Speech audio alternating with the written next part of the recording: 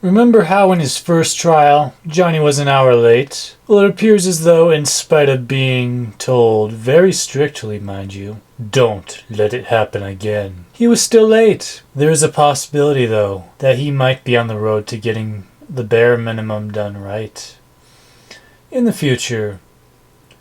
You see, this time it was only 10 minutes. Which isn't good, don't get me wrong, but it could have been worse. As always though, RKI will never RIP, he'll only RID. Tell me, ladies and gentlemen, is this a sentiment you'd put on the internet right before a trial that holds sway over your freedom? Fuck the judge, fuck the prosecutor, y'all can suck my dick. Yeah, suck my dick on soft. Causing anxiety by carrying a fish.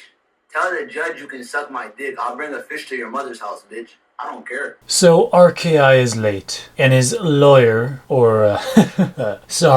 Johnny's tax litigator, pokes his head in only to leave real quick, further indicating his lateness. Finally, though, the judge calls the case, meaning Johnny was in the building. Not the courtroom itself, but he did get there. Dumbass got lost in the basement, though. Pretty funny stuff, I must say. Eventually, they get to it. Judge confirms his address is unchanged, and the second obstruction charge is unveiled. Speculation is officially at an end, and it turns out the second one was not for Lotte World. There is, however, a third obstruction charge now, and this one is indeed from Lotte World. That's a third obstruction charge, and you guessed it, a seventh charge overall. Johnny has pleaded guilty to all of the charges except the deepfakes. Now the problem here is that when asked what kind of evidence they have to prove his innocence on these two charges, Johnny's tax litigator told the judge that they don't have any. Now of course they don't. Johnny Somali may possibly go down as the least discreet criminal that ever has and ever will exist in all of human history. How can he prove himself innocent? He can't. That's the answer. However, when we look at things from his perspective, even if it's a losing battle, pleading not guilty is the only reasonable course of action. Because all the charges he pled guilty to come with optional jail time at the judge's discretion. The deepfakes that he doesn't want to plead guilty to actually come with mandatory jail time, and he hates these charges. Him and his legal representative both hate them. He thinks they are bullshit. His tax litigator agrees. I say this while looking at things from the point of view not of a man willing to take accountability for his sins,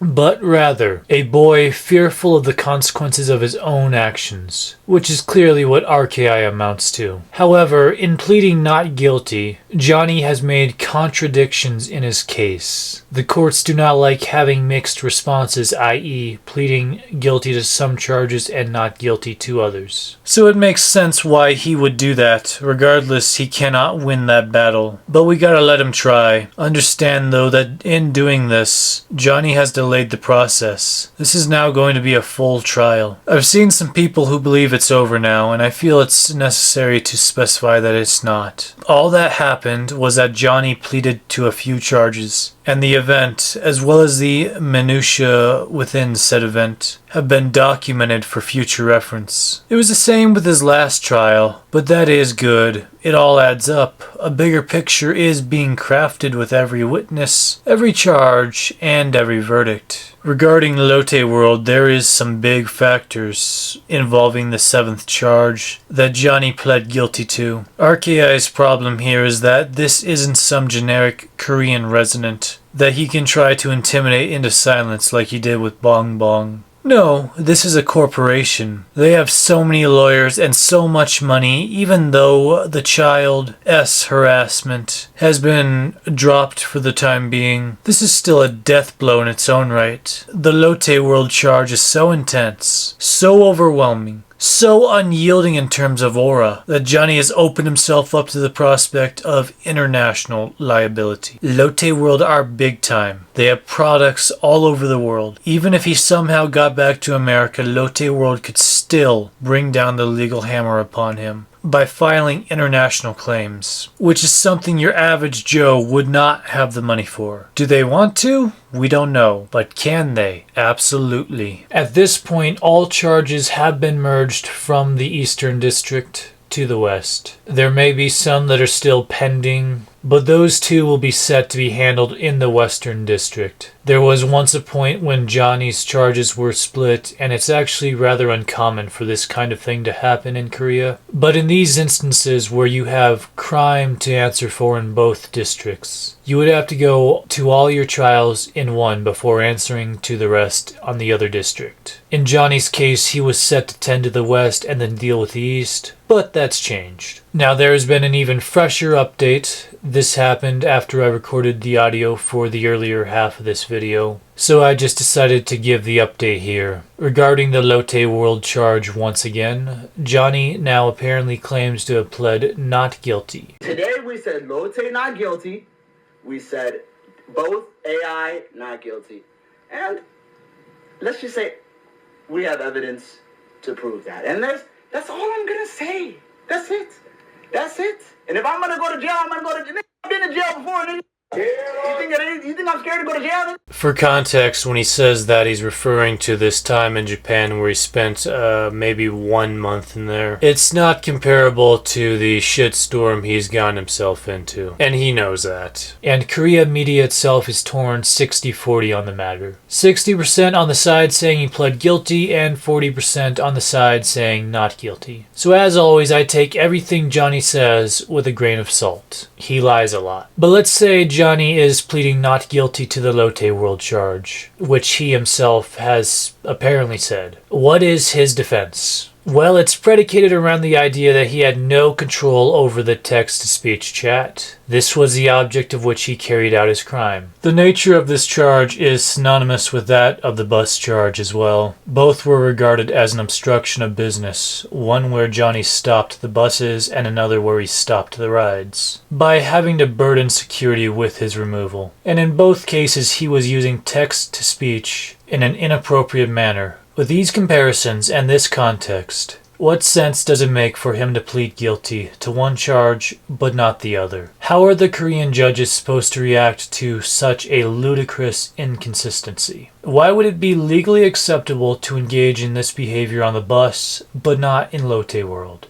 Bear in mind, this excuse was the same cover he planned to use for the CSH charge. Unfortunately, that charge was dropped, which I don't like. He targeted children, folks. If Johnny goes to jail for 50 years, I will not be content unless that charge sticks. It is without question, to me at least, the most morally reprehensible thing he has ever done. And he's done a lot. But playing lewd messages around minors? That is sickening. As I've said in my previous videos, I want Johnny registered as an offender because of those crimes. And you don't have to agree with me on this. I know a lot of people want a lot of jail time for him. But personally speaking, I would even be content with him getting as little as 3 years or less in jail, if it meant he is forced to live with the shame of going door to door in every neighborhood he moves into and having to say those magical words. You know the ones I'm talking about. The disgust he'd be met with by the people he has to say that to. It would be priceless. And as far as him being incapable of controlling text-to-speech, this is just plain bullshit. He had his phone with him, he had control over the volume, and this is Johnny Somali we're talking about. The one person truly incapable of conceptualizing and acting upon a practical idea. Because his psychological makeup is so sick, twisted, and demented that it compels him to crime. Other than that, Johnny and Hank made a deep fake of them kissing, reason being they sent it to Legal Mindset. And yes, in mentioning that name, I am going to plug his channel here.